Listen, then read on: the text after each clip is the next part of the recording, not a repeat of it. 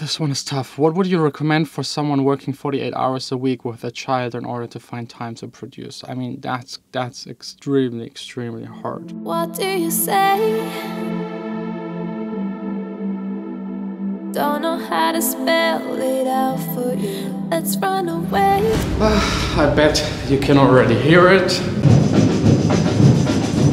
It's marathon day here in the city, which is quite annoying. Drums all day long and almost all roads are closed. So moving your car today is not a good idea, but we still have to do it. You see this entire road is closed off, and that's where we're parking, and on the other end of the street it's also closed. It's like, it's a big mess. Maybe next year we just run as well. Of course. Okay, let's see. This can be stressful. If we're lucky, maybe not. We even got a special plan that shows us which roads are blocked. Doesn't look good.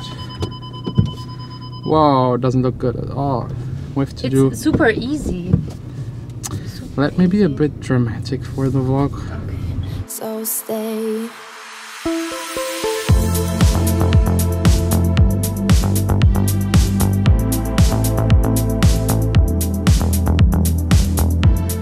Usually takes us like 2 minutes to get to this point in the city from our home. It took us over 20. Just like, I mean, it's insane, but I think now it looks a little better trying to get out of the city.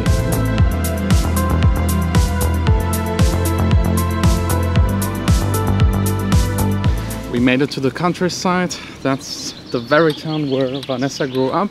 It's not the most exciting, but we're here for dinner. Vanessa's parents have invited us over. Dinner? For dinner? No, not dinner. For, I don't know. I'm still confused from yesterday. Yes.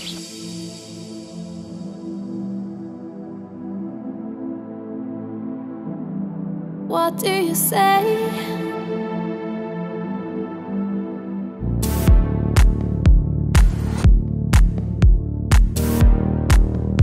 You know me, there is no way I'm staying away from this place 2 days in a row. I sneaked out. Vanessa was too tired to do anything fun, so I get to make a little bit of music today.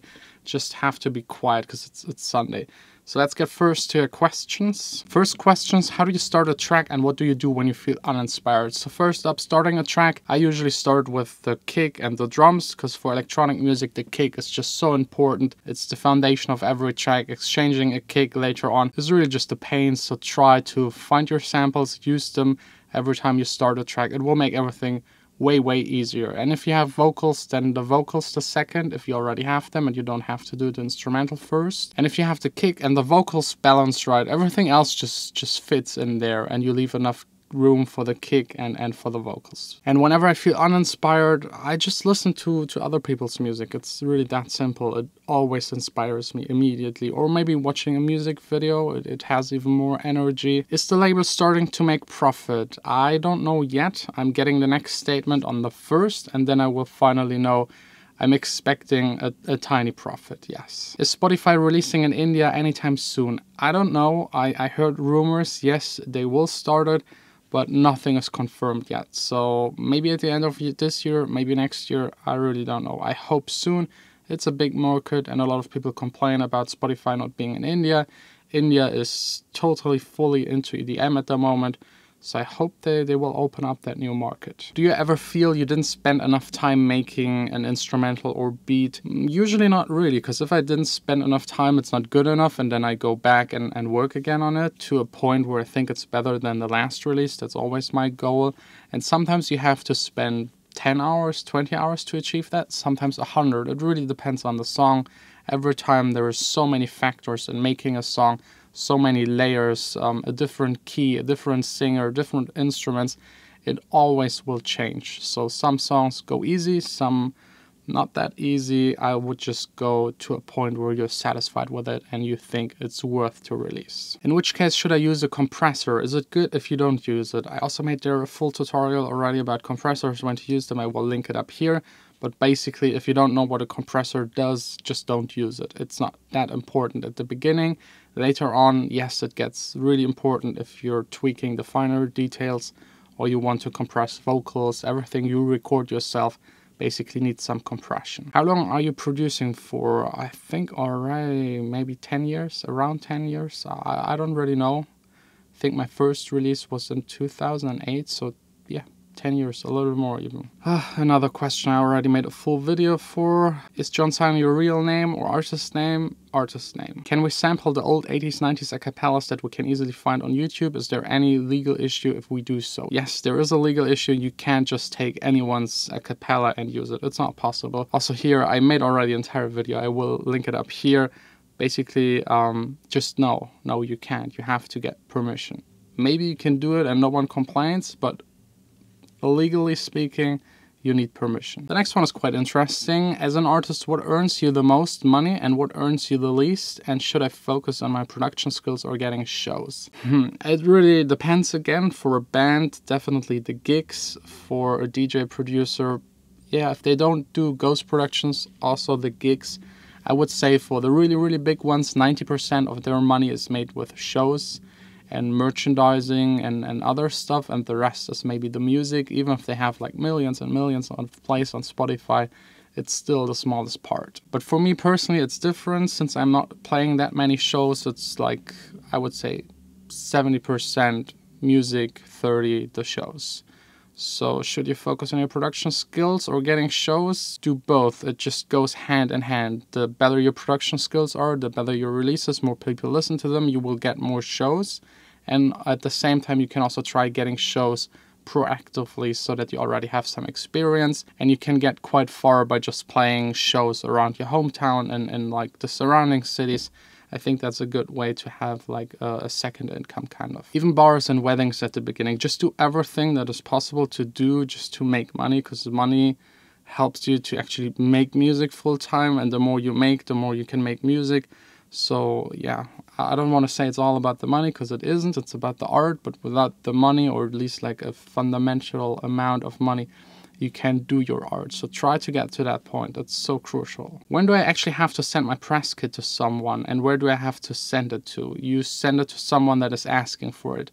Usually don't send it without anyone asking. So festivals, if you apply and you want to play a gig there, they might ask you for the press kit so that they have your press pictures and also biography and all of your releases in one list. So I wouldn't just send it to someone without them asking for it. But if someone asks, it's nice to have it available right away. If you don't have it, you have to make it, and then there's like a week in between. If you first have to take the press pictures, it's kind of unprofessional. So have it ready at the point where you have releases and have gigs. This one is tough. What would you recommend for someone working 48 hours a week with a child in order to find time to produce? I mean, that's extremely, extremely hard. I don't know. I don't really have a tip. Maybe someone of you has a tip. It's such a hard and tough position to be in. I fortunately never was in that position, because I started producing, learning to produce when I was still in school, where you have plenty of time to learn to produce. And then once I got to college, I kind of transformed to making money with my music, and I could just drop out.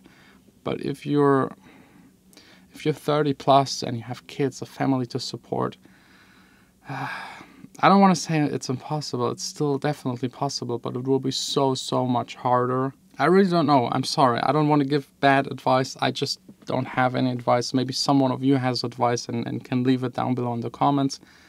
But I really don't know. You just have to be extremely efficient with your time and sleep a little less. And I don't know if it's worth it, because you might spend 3-4 years doing it, destroying yourself, your family, not taking care of your kids, and at the end you're still not good enough producing. It's tough. It's tough. Producing definitely needs time. Last question for today. How do you balance the use of previously used patches and samples that worked for you without getting too repetitive? It really depends. So usually with me, I'm working kind of in cycles. I had 2 tracks that were more future-based influence, now 2 tracks that are a little bit different than the rest that everyone else is doing at the moment, but they're similar in the structure, similar in the samples I use, similar in the vibe kind of. So I just try to force myself after 2 or 3 tracks that are similar to switch it up. Maybe switch up the tempo entirely. This will force you to use other stuff. Maybe switch up the style of the singer and songwriter, as I did now with the song that is coming out really soon. that has R&B influenced vocals on top with a lot of autotune. Yeah, basically just restrict yourself to not use the stuff again. I know it's really easy once you've found a song that works to just reuse it, open up the last project and redo the MIDI, which is totally fine in some cases. If you have a huge hit, why not try and repeat it again?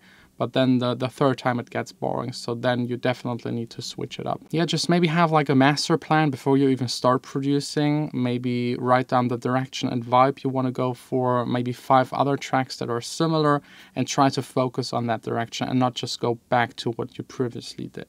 I checked a lot more of your questions. Most of them I already answered in some sort of form on this channel. So if you're interested in anything, please do me a favor and first search it on my channel. I'm pretty sure I already did like 2 or 3 videos about it. For example, layering of synths, mixing, promoting, how much money you get, ghost producing. It's all here already on this channel. So thanks a lot for watching. I will use the rest of the day to just sit here, make music, and hopefully being able to finish up another release as soon as possible. Yeah,